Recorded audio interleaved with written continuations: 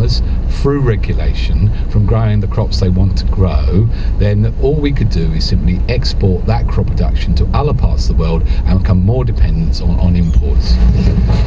Imports that could be cheaper, of course, for the rest of us. If the UK ever can take control of its regulations and trade deals, expect to hear many more disputes about risks and opportunities like this one.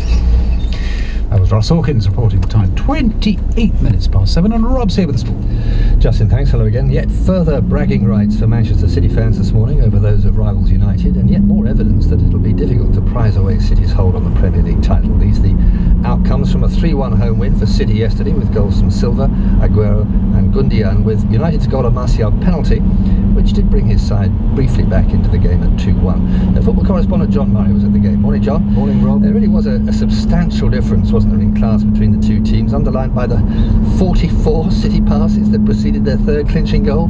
That's right. Yes, it is with City where the greatest power now lies in Manchester. After decades where United had the upper hand, yesterday reflected where they both are now. City are the team that's won the title in 3 of the last 7 seasons.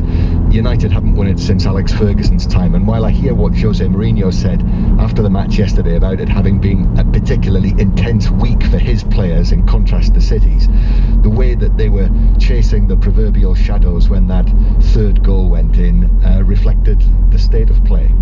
Well, you mentioned Sir Alex Ferguson there. 5 seasons it is now that have passed, and now almost certainly a 6th, I suppose, since United last won the Premier League title. This continues, doesn't it, to look like a team in decline? Would you agree with that?